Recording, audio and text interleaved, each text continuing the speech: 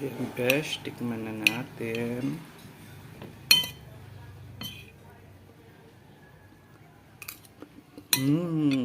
Sarap niya.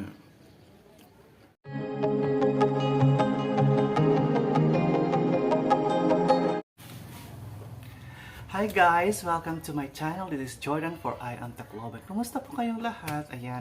So, ngayon po, ipapakilala ko po kayo o ipapakita ko sa inyo ang isang uri po ng gulay na masustansya na siguro yung iba nakita pa lang ito sa mga photos at hindi familiar. Ito ang tawag dito ay snake gourd or dito sa mga waray-waray, sikwa yung tawag namin dito. Iwan ko kung anong pangalan ng mga Bisaya nito or sa Tagalogan na yan. Para siyang ahas.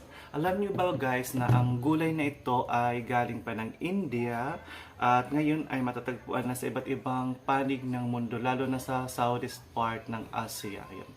So, hindi niyo ba alam na ito ay isa sa pinakamasustansyang gulay na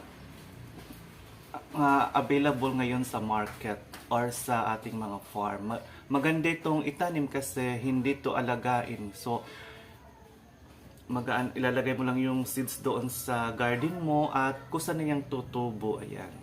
So, napakasustansya nito. Marami po itong vitamins and minerals at saka maganda itong kainin sa may mga trangkaso, lagnat kasi tumutulong ito na pababain ang inyong lagnat.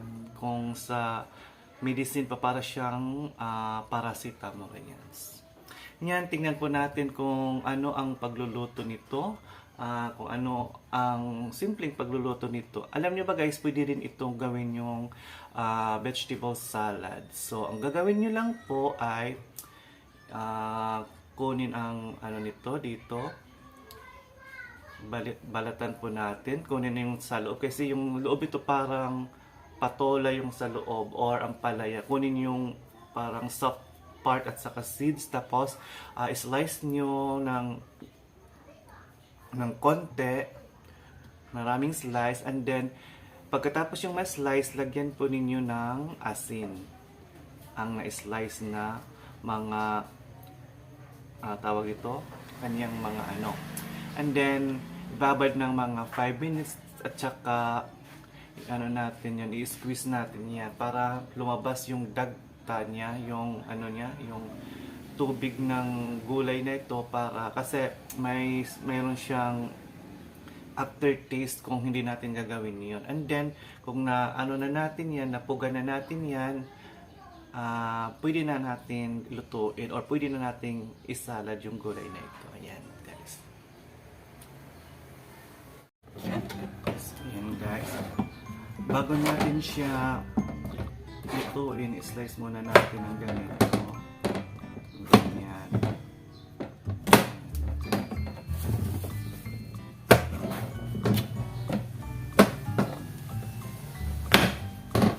At alam nyo ba guys, napakasarap ng gulay na ito.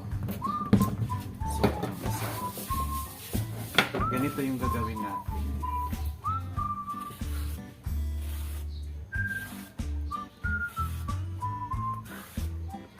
Pwede nyo siyang lutuin kahit igisa nyo lang po. Lagyan nyo ng mga karne na konti. Yun. Siguradong masarap. Kasi yung lasa nito is parang manamis-namis siya. Ganyan lang. And then, bubuksan natin. Ganyan. Kasi yung loob niya, gananin lang natin.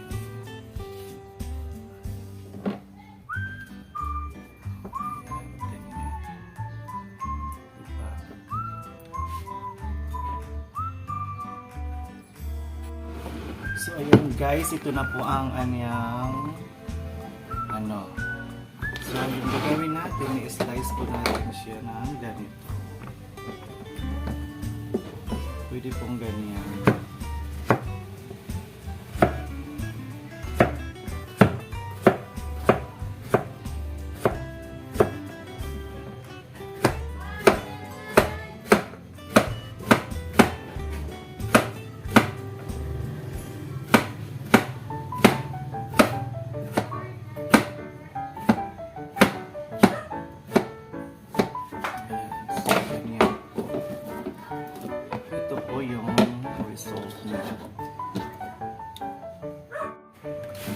So ayan guys, nahugasan na natin to. Ito, ayan.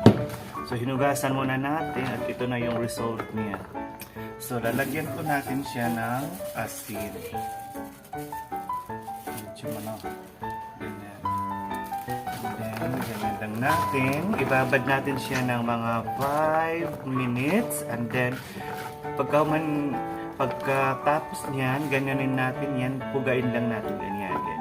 Tapos ilagay natin sa ibang lalagyan at yun, pwede na siya nating ilutong, igisa, ilagay sa mga may sabaw, pwede rin natin siyang i-salad. Nung ganito, lalagyan na natin ng kamatis, sibuyas, ayan. Pwede na ang diretso kainin. Ayan.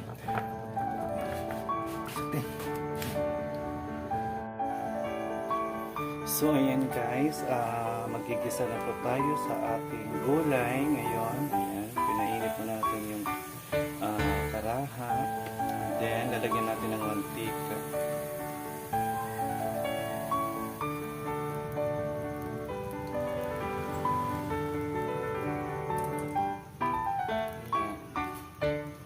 Magpainit muna tayo ng mantika.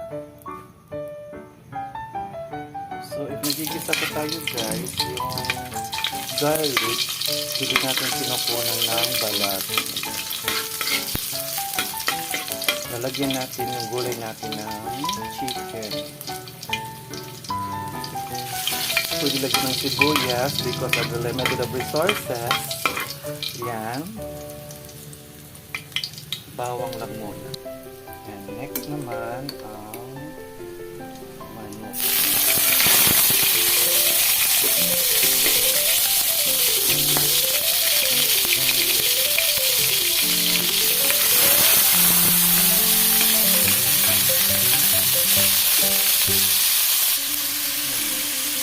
Bumili tayo ng manok worth 30 pesos para pangsahog dito sa gulay natin.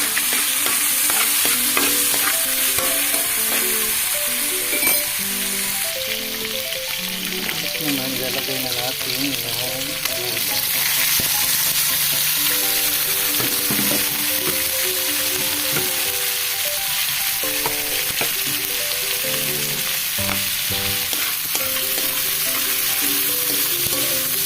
Ganun lang.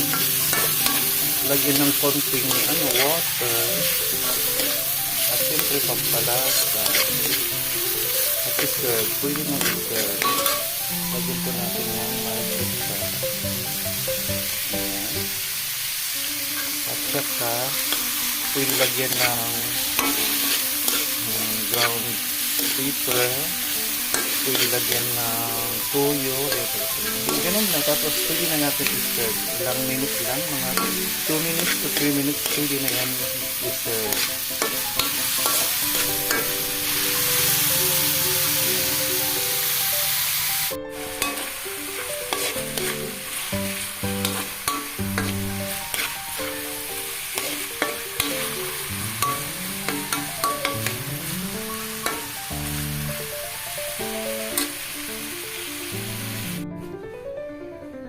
So, ayan na guys, ang ating finished product. Ayan. So, sana guys, nag-enjoy kayo sa ating cooking demo para sa isa na namang pinakamasustansyang gulay na ating niluto for this day. Sana masubukan nyo rin ito at matikman kasi sobrang sarap niya at very nutritious pa. Sige. Again, this is Jordan for I Am the Club and thank you very much mga besh. See you next time. Bye.